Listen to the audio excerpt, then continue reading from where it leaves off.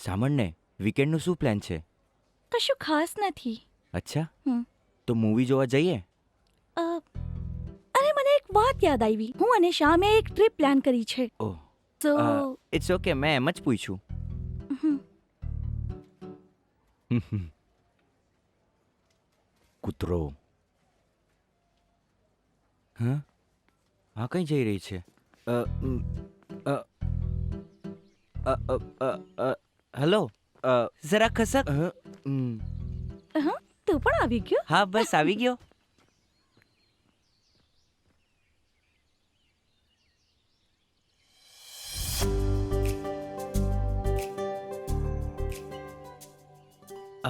આઈશુ,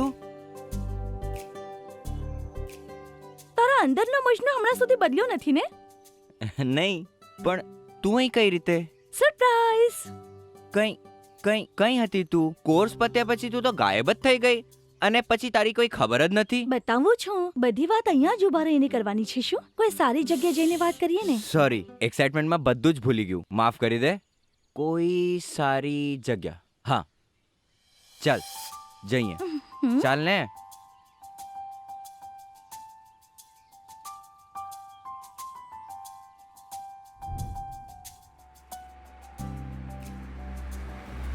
કોઈ કોફી શોપમાં જઈએ, શું બોલ?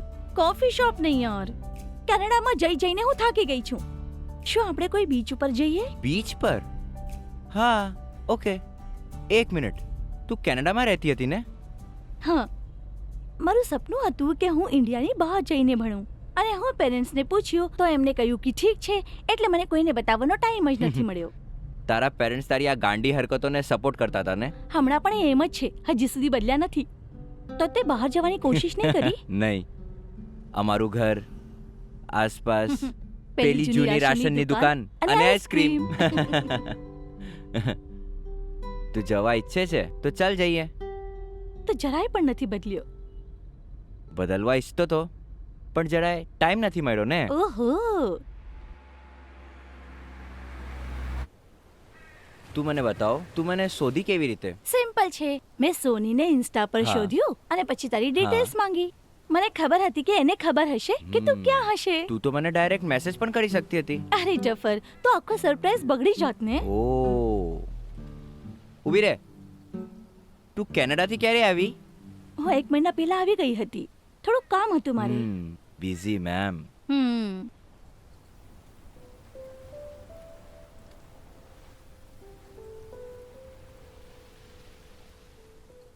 અચ્છા, સડનલી મારી સાથે કેમ મળવાનું હતું? કેમ, તને મળવા માટે અપોઇન્ટમેન્ટની જરૂરત છે? તું તો કોર્સ પછી ડાયરેક્ટ જ ગાયબ થઈ ગઈ, અને આજે મળી. તારું જરાય પણ ભરોસો નથી. એનું પાછળ કઈ તો રીઝન હા, હશે. કંઈક તો છે, પછી બતાવીશ. કેમ, શું થયું? બતાવું છું. તો આપણા જૂના દોસ્તોને કોઈની મળતો સાથે નથી? નહીં, ખાલી ઝોની ફોન કરે છે. તારા વાળ તો સફેદ થઈ રહ્યા છે. લગ્નનો પ્લાન છે કે નહીં? પેરેન્ટ્સ બોલી રહ્યા છે. અચ્છા, કંઈ પણ. નહીં, એ લોકો મને કહી રહ્યા છે. કોઈ પ્રેમ, લવ, કશું પણ નથી? મને પહેલા પ્રેમ થયેલું, પણ એને બોલી નથી શક્યો.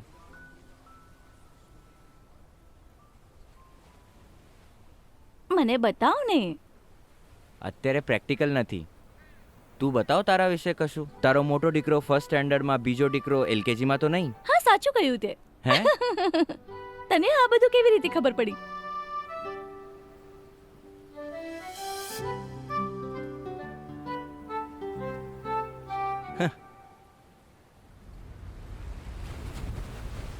મારું લગ્ન એકચ્યુઅલી હમણાં સુધી થયું નથી. મને ખબર હતી કે તું કોઈને પ્રેમ કરે છે.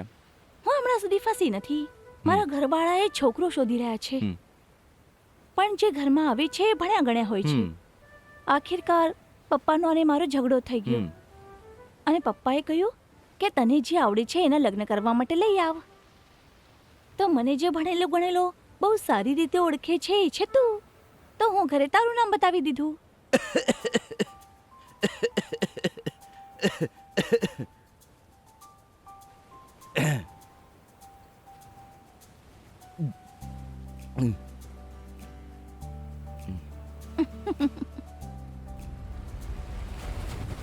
તો મેં વિચાર કર્યું કે તારો નિર્ણય પણ જાણી લઉં, તો પછી આગળની તૈયારી કરું.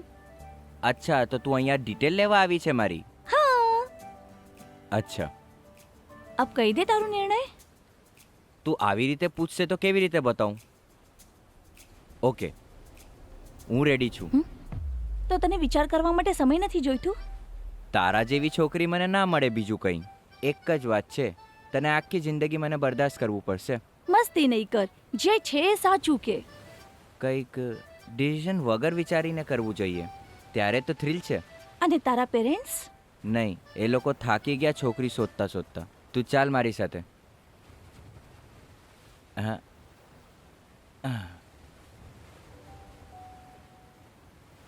સાંભળ, હા. તે કહ્યું કે તારી એક ક્રશ છે જેનો તું ઇઝહાર નથી કરી શકતો. હા. તો એ હું હતી ને? પણ તને કેવી રીતે ખબર પડી? એ જ તો.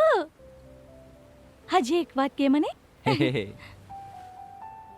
બોલ બોલ બોલ બોલ બોલ બોલ બોલ પ્લીઝ બોલ. અરે જવા દે ને યાર, બોલ છોડ ને ને. પ્લીઝ. આ દુનિયામાં પહેલી વાર થાય છે કે શાદી પહેલા ફિક્સ થઈ ગઈ અને પ્રપોઝલ પછી થાય છે. જે પહેલા કેવું હતું એ અત્યારે અચ્છા, કહું તે છું. પૂરી પ્લાનિંગ કરી હતી. હા, બિલકુલ. આહા,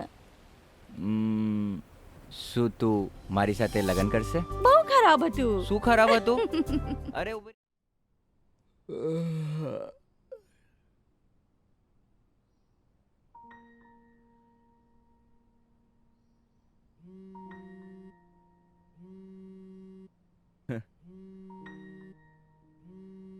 અંકલ, કેમ છો? તું ઉઠ્યો નહીં?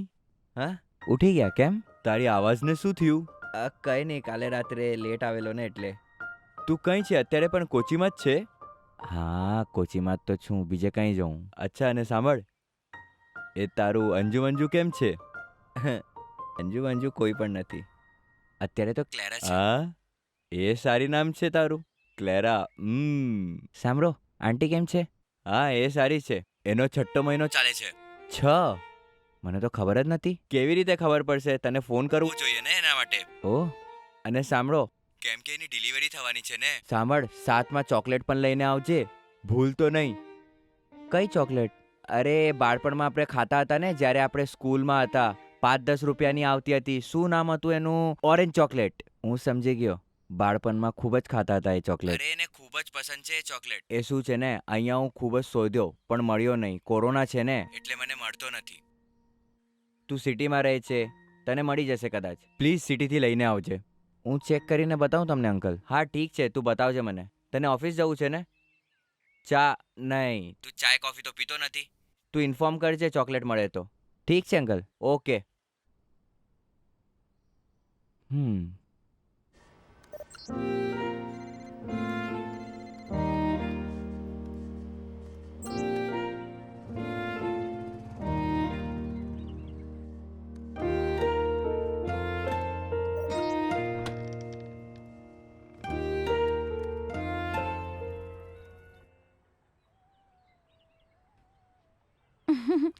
ચાલ જઈએ. એક મિનિટ, આને પતવા દે. હા,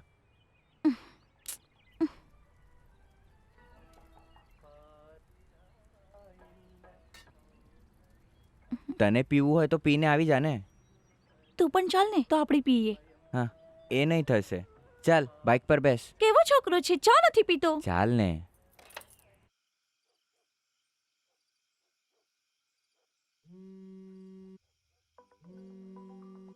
અરે સની અંકલ કોલ કરે છે તને. ઓહ, એને શું કહું યાર? જે બોલવું હોય બોલ ને. હેલો સની અંકલ, કેમ છો? અરે શોધ્યો મેં ચોકલેટ્સ, પણ મને મળ્યું જ નથી. અરે રહેવા દે, એટલે જ કોલ કર્યો તને. ચોકલેટ મળી ગયા મને. મળી ગયા? મળી ગયું તમને ચોકલેટ? કંઈથી? હા, એ મેં જોસને કીધેલું ચોકલેટ માટે, તો એ લાવે છે. ઠીક છે. હું તમને એક વાત પૂછું, લગન પછી તમે એકદમ ગાંડા ગાંડા થઈ ગયા છે. તમે એક ચોકલેટને આટલું શોધો છો? એક ચોકલેટ માટે આટલું કેમ પરેશાન? પરેશાન થાય છો એ મને ખબર નથી. જોની, આને સમજવા માટે છોકરીઓ સાથે ફરવાનું બંધ કર અને કોઈ એક સાથે પ્રેમ કરીને એની સાથે જિંદગી વિતાવ. એનું પસંદ નાપસંદને સમજ. જેમ કે મેં તને કીધેલું ને, એક ચોકલેટ અને એક ચાય માટે સામનેવાળાને જેથી ખુશી મળે ને એ જ કર. એ ચીજ કરવા પછી તારા ચહેરા પર જે સ્માઇલ આવશે ને, એનાથી તને ખૂબ જ ખુશી મળશે. જોની, તું લગ્ન કરી લે, એના પછી તું સમજશે કે હું શું કહેવા માંગુ છું, સમજ્યો? એના પહેલાં તને કશું જ નહીં સમજશે. ઓકે, ઠીક છે પછી મૂકું છું. ઘર આવજે જ્યારે સમય મળે તો. આંટીને મળી લેજે. હા ઠીક છે. સની અંકલે શું કીધું? ગાંડો થઈ ગયા છે. આલે સિગરેટ.